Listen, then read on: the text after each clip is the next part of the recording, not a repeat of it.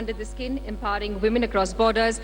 We have Pakistani broadcaster, filmmaker and human rights activist Reham Khan and beauty queen turned actor turned politician Gul Panag.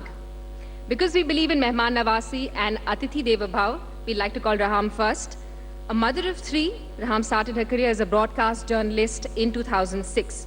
She's worked with the BBC and some of the best news brands in Pakistan, including Dawn News and Neo Television. She's also produced a Pakistani film called Janan with Imran Kazmi, which is a romantic comedy. Reham made headlines internationally after her wedding with Pakistan's Tehreek-e-Insaf Party chief Imran Khan in early 2015. She's also involved in projects for women and child rights called More and Mashum. Ladies and gentlemen, please put your hands together for Reham Khan.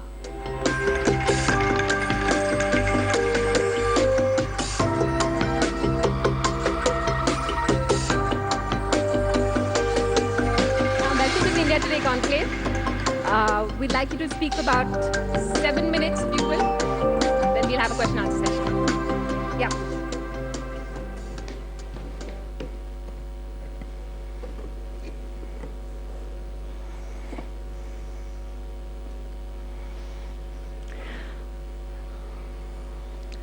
Thank you for inviting me to India. Thank you to India Today for giving me this opportunity to meet people that I've wanted to talk to for a very long time. I am a woman. I look like a woman. I behave like a woman. I like being a woman. But people often come up to me and say, "You face the world like a man." Ma'am, आप दबंग हैं, एकदम सल्लू भाई की तरह. I smile and I respond कि हाँ, हिम्मत है, लड़ने की भी, सहने की भी. और वो इसलिए क्योंकि मैं औरत हूँ. But a woman's strength isn't celebrated like a man's is. Not on our silver screens, not in our homes. Even when men step forward to defend a woman's honor, the undertone is always misogynistic. अरे भाई ये भी किसी की माँ, बहन, बेटी होगी. यानी मेरा अपना कोई वजूद है ही नहीं. A woman is an entity in her own right, but we only view her when she's associated to a man as his mother, his daughter, his sister, his wife. Just the other day, my 12-year-old daughter, who happens to be the fountain of wisdom in our household, comes up to me and shows me this teaser of an upcoming Bollywood flick. And I have a look at it and say, "Yes, very nice." And she says, "Mom, look again. Notice the title." And I said, "Yes, it's Kapoor and Sons." And she says, "Exactly. All across Pakistan, all the signs, they read Chaudhry and Sons, Khan and Sons." In fact, I've spotted Lehman Brothers. There's Harry, Tom, Dick, Harish and Sons. Why are there no Chaudhry and daughters? Malik and sisters? I was stumped. You see, these subliminal messages our children pick up from their homes from a very early age. And not only does the inequality and the misogyny start from home, but often for a woman, the most dangerous place can be the home. And all of this physical, emotional violence is witnessed by these children. In both Pakistan and India, there has been an increase in extremist rhetoric leading to political violence. And at the same time, there has been a surge in violence against women. Over 98,000 incidents of violence against women were reported in Pakistan in the years between 2001 and 2013. And I repeat, reported. How many were able to report? How many survived to report? When looking at the figures of the Indian National Crime Bureau, it's even more depressing. Between the years of 2000 and 2014, cruelty against women has more than doubled from 1.5 million cases to 3.5 million cases. A third of those violent acts of cruelty are by the husband and relatives, and that has doubled also. 86% of rape cases in India feature relatives, and that's from the year 2014. And of course, both India and Pakistan, we have our share of conflict zones. And in the conflict zones, of course, women have always been used as tools during war times, but left behind in peace times. They're subjected to rape, torture, and despair during war. But when it comes to decision-making, their presence is non-existent. In peace negotiations, the male remains dominant. Once again, the women's input is missing. You see, our societies accept the role of a man as a leader, as a head of an institution, where the inclusion of women is considered unnecessary. Globally, women constitute about 40% of the workforce. And even in Western democracies, only about 6 or 7 are CEOs, female CEOs of FTSE 100 companies. So 40% workforce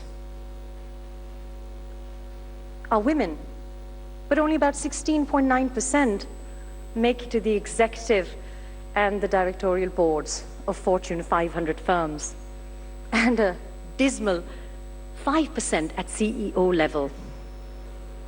But we could quote the proverbial glass ceiling.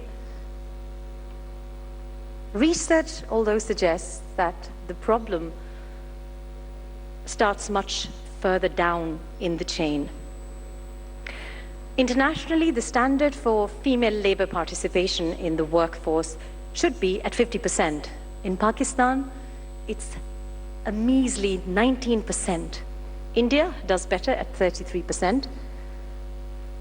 And no prizes for guessing what part of Asia does the best. East Asia, a whopping 63% of women make up the labor force. So we can talk about increasing quotas, to put more women in the assemblies, to put more women in the boards. But will we be listening to them? We can talk about domestic violence laws, as we've just done, the most controversial bill in Pakistan's history. The Women's Protection Bill has just been introduced in Punjab. But will that encourage more women to come forward and report the incidents? When I started to make a list of things which unite us across the borders, I ran out of paper. So here's the life cycle of a woman, both in India and Pakistan. Early marriage, forced marriage, marital rape, multiple childbirth, death at childbirth, sexual harassment at work, cyber attacks, acid attacks, rapes, gang rapes, murder. But for the countless stories of barbaric, violent crimes, mostly, as I said, perpetrated by family in the name of honor and to avoid humiliation. Just this week, a young girl, a 19-year-old, was critically injured, and her husband was hacked to death by relatives in the southern state of Tamil Nadu. The week before that, in Balochistan, an even younger girl and her husband-to-be was sprayed with bullets by family members. So lots of things unite us, but what I want to say to you today is there's one thing that binds us together, and that is our hushed silence. We endure silently the pain of abuse night after night. And we are silent as day by day we hide the reality of our homes. We are silent when we are told about... Okie dokies. Right, thank you.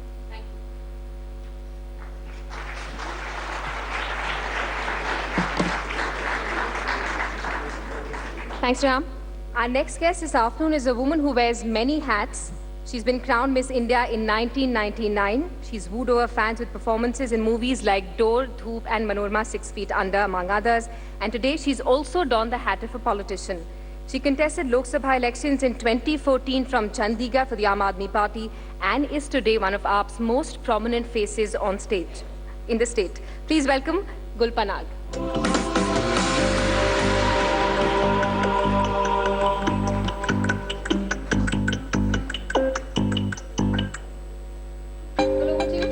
About 7 minutes as well, and then we'd like to quiz both of you together. Thank you.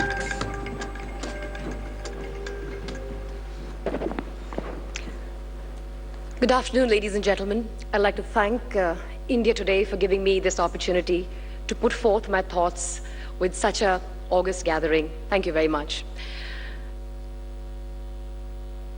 Most of you know that I come from an armed forces family. Reham, my father, was an army officer. His father before him, his brother's son. Between my grandfather, my father, his brother, his son, my family has fought in every single Indo-Pak war that there has been. And you can understand that being raised in an environment like that, I had a very monolithic view of Pakistan. I had a view that painted Pakistan with just one brush, that of an adversary state.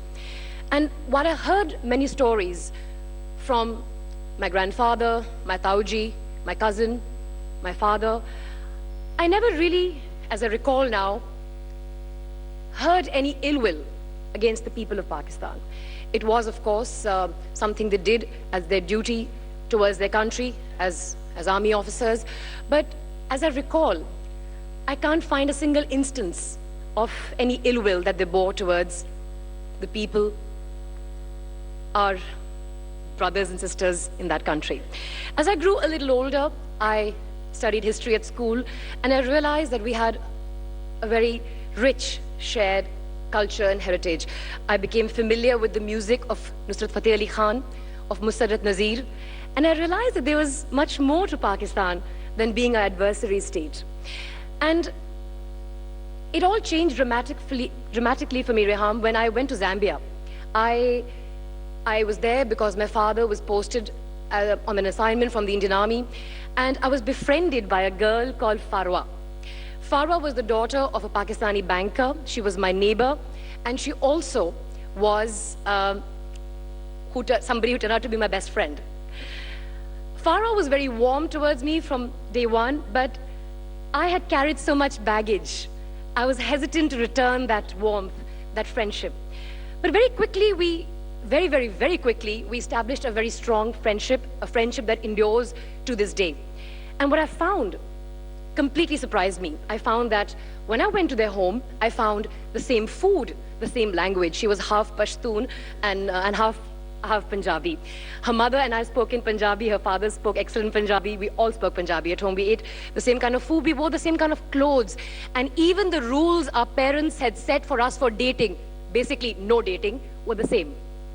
Khan Saab was very happy when I was under the care of both Farwa and I were under the care of Colonel Saab. My father was a colonel then. And Dad was very, very happy if Khan Saab was dropping us and picking us up from one of those parties that we went to in the international school environment. So I found that we had so much in common.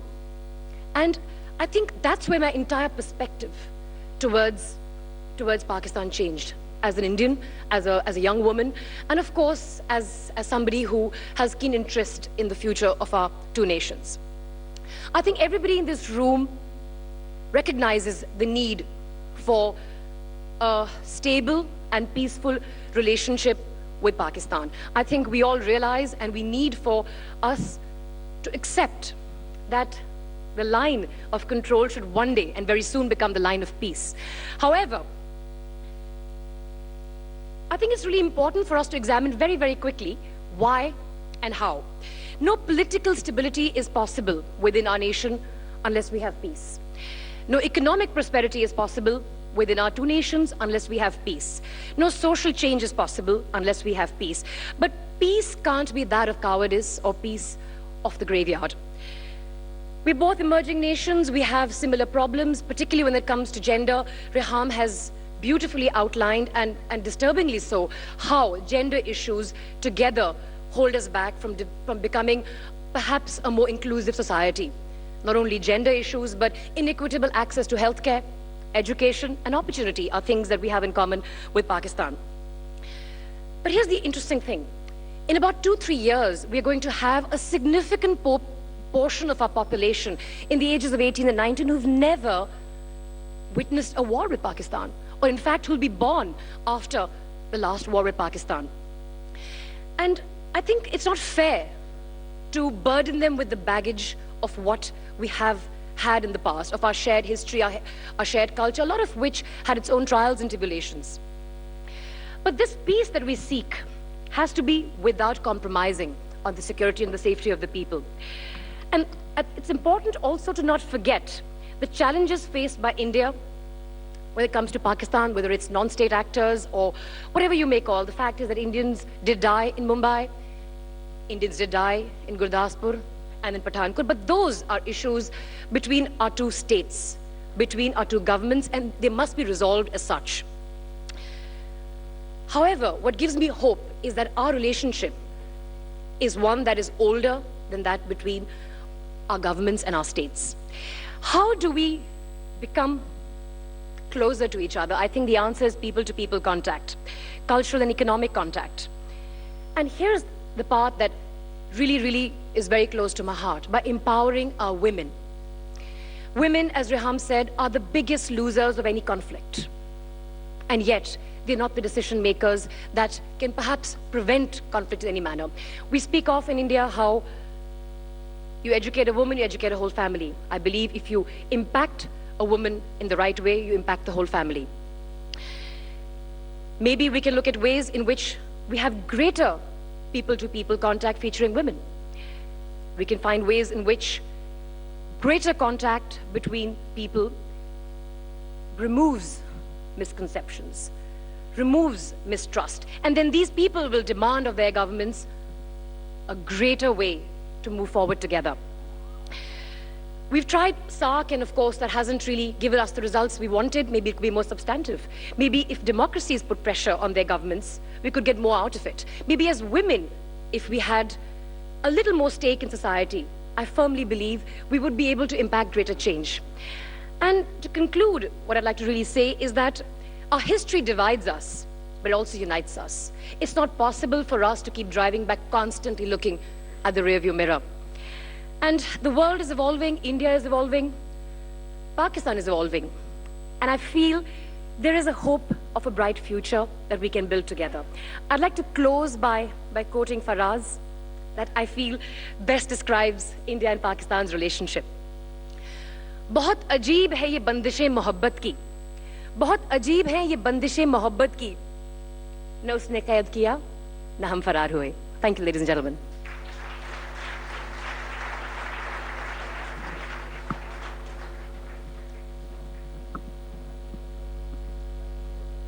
That was really nice. All right. So, Gul and Reham, both of you, you celebrities in your own rights. You both have spoken about gender discrimination on various platforms. Reham, you have also spoken about your marriage with Imran and how it ended. While you were married to Imran Khan, I want to ask you if you ever thought perhaps it was a celebrity wedding, or perhaps there was a defined gender role that you were supposed to play out for him. If there was if he was supposed to be a trophy husband for you, or you were supposed to be a trophy wife, did that ever cross your mind? Is that how you felt? I wrote about our situation in August last year in the Newsweek, Pakistan, and I suggested that I'm not the stereotypical aspirant first lady, and perhaps Pakistan needs a change. And I posed the question towards the end of the article that are we ready for tabdili or not? And I got the answer a little bit sooner than I expected. So I think the world is changing. I did not marry either time for the status that the man had. In fact, I declined because the status was the most unattractive feature. So, yes, I think there are certain stereotypical issues or constraints in Pakistan, and this is what I was concluding with, that is what binds us together. We may profess and pretend to be very modern, but actually we don't really want to listen to what the women want to say or contribute. And it's this fear, and I don't think it's the men, because when we talk about gender empowerment, we talk about women in isolation. So how can you empower a society if you don't empower the men first? You can't empower the women until you empower the men. And you have to empower the men by the atmosphere in the household. One of the things that I'm incredibly proud of is that I'm a mother of a 22-year-old son. And every time he interacts with women, I'm filled with pride, because this was the man I wanted to raise. And some things just come naturally to him. But that empowerment begins with the home, by the mother. The language you use with your children, the way you behave both with your daughters and your sons, that will bring the change. And in Pakistan, alhamdulillah, I do feel that the masses, and we were just having a conversation before we came up here, that actually rural areas are far ahead of our select elite. So I returned to Pakistan because I find that those who've not been to universities are far more aware and accepting than our select elite community in our urban centers are. So I have hope. But you know, there is also, you would accept, a lot of curiosity about your wedding with Imran Khan. I just want to find out, were you disappointed? Was there a difference in the kind of cricketer he is, in the persona that he has on as a cricketer? Or empowering women. What has that got to do with empowering women? You're talking about personal. But ma'am, we. No, you're only going on a personal level, and there is a vicarious pleasure in that. There And are I think other it's questions moving as well. away from what we are talking about, empowering women We talk about across empowering boundaries. women, but she also somebody You've who's asked her empowered two herself. questions already. I think Ma'am, you should move from the but she's personal to the political. Ma'am, but one second, let me decide the course of the discussion. Also, she's somebody who's empowered herself. She's gone through a difficult time. She's shared her experiences. She's written about it. There's no harm in asking about her on a public platform. I've written about it, Simi. I've written about it because every time I'm written about, people can't even pronounce my name, those who write about me, and I've never even met them. But yes, it is a part of my life. People make mistakes. It's a very small part of my life. I'm 43 in April. It's a year of my life, so it doesn't define me as a person. Thank you. I agree with Shavana ji, because I'm sure everyone has a past, and my past has just been recorded in front of everyone. So sometimes people make mistakes and they're not documented. Like, good, we're talking about personal and professional lives. You've managed to keep your personal life under wraps. We know that you're an army officer's daughter, and you're the Miss India in 1999, you were crowned Miss India. You were the Aam Aadmi Party's face in the Lok Sabha elections in Chandigarh. But still, we never saw your husband on the campaign trail. Have you made a conscious effort to separate your personal and professional lives? Well, actually, Rishi, my husband, was constantly by my side during the campaign, and in the last 17 years that we've been together. We've been married for 5 years. But he has mastered the art of blending into the shadows. Most Bombay photographers recognize him. And here's the thing, they actually respect the fact that we like to keep our personal life personal. Every single photographer at any event that we go to, in fact in Delhi as well, recognizes him. And they ask him, sir, is baar to de dijiye photo.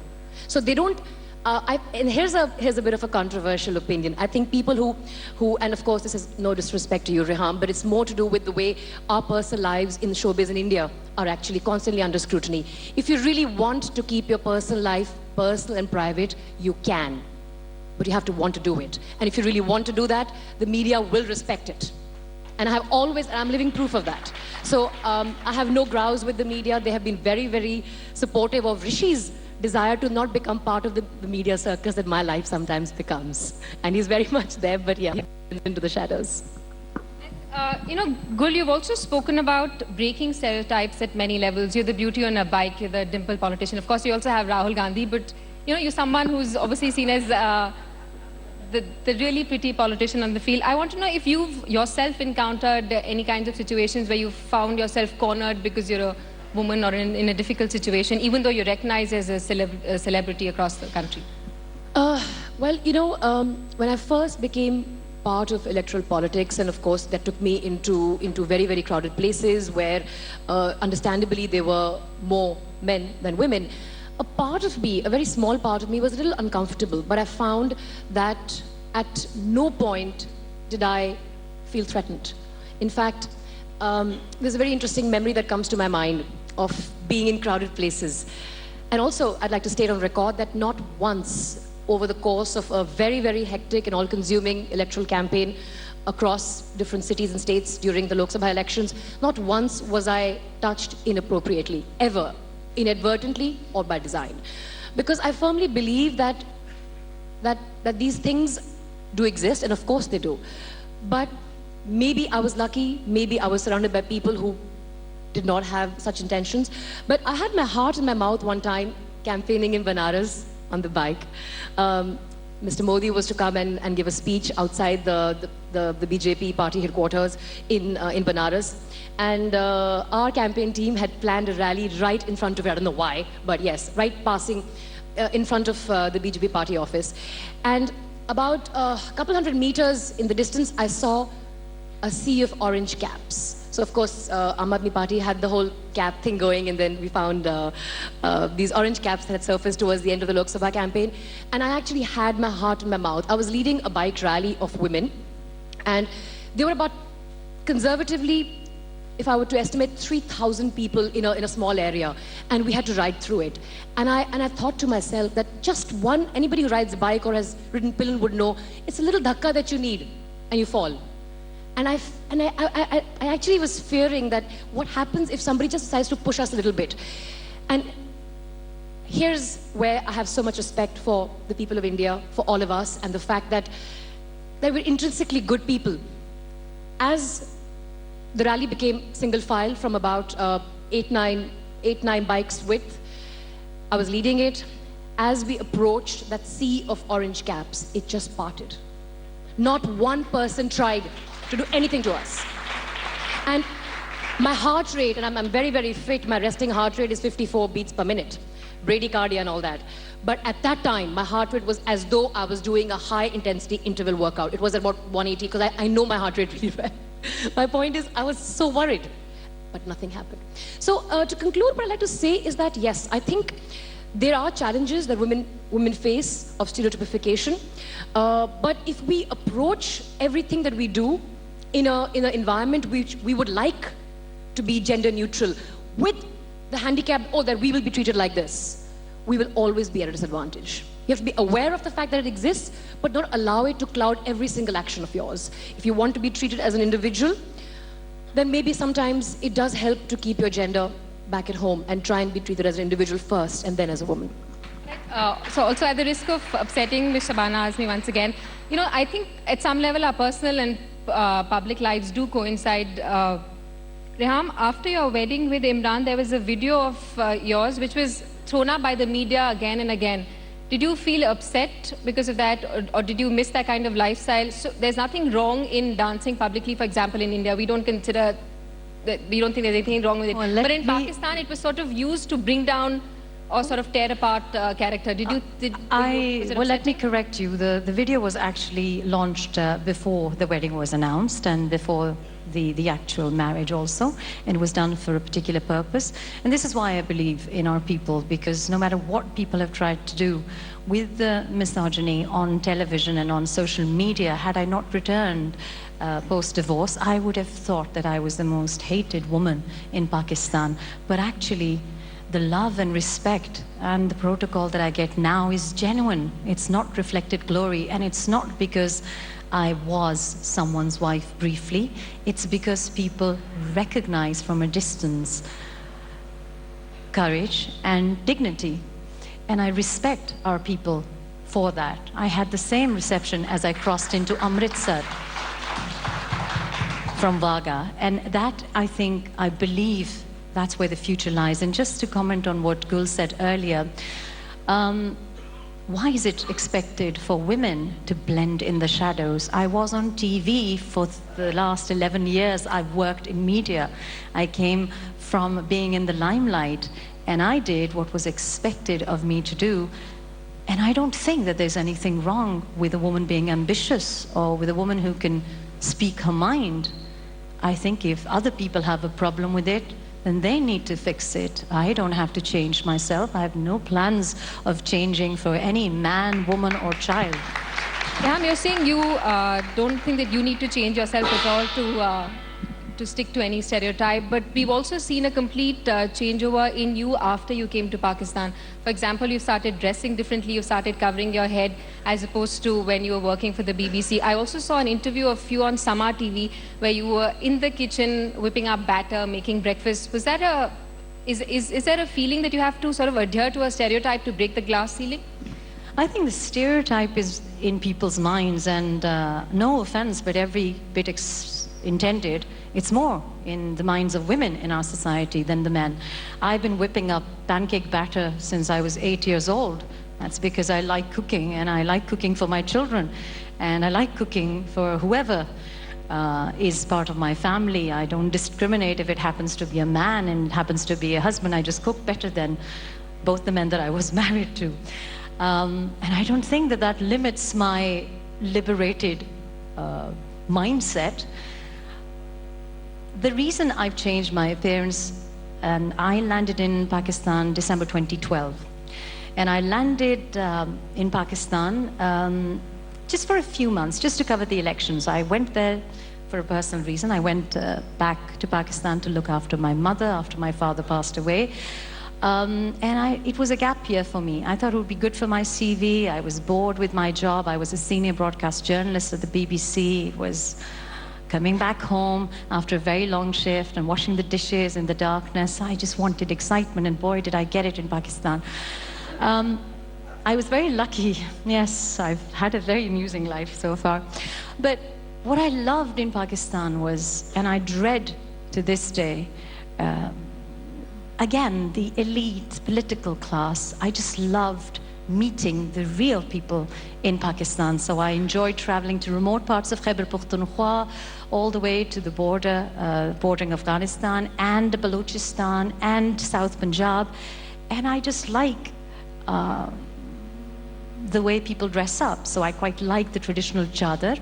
And I do that because it's a Pakistani identity. It's a Pakhtun identity to wear a white chadar.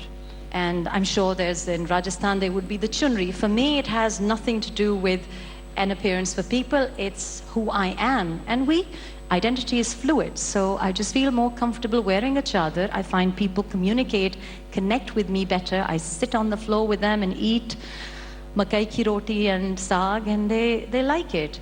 Then when I talk to them, it's far easier for me to tell them about how they can improve their lifestyle. And for me, gender empowerment, again, is considered in isolation, but unless we improve the per capita income of every man, woman, and the future of every child in Pakistan and India, we'd be just doing other seminars and workshops and ticking the boxes and paying lip service to it. So that's why I changed my appearance, not because I've married someone.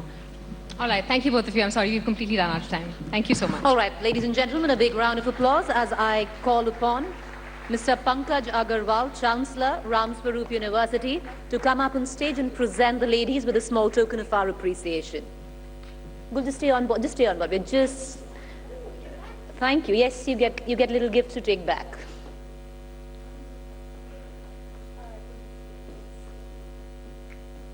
Just a minute. All right, ladies and gentlemen, can we have a round of applause, please?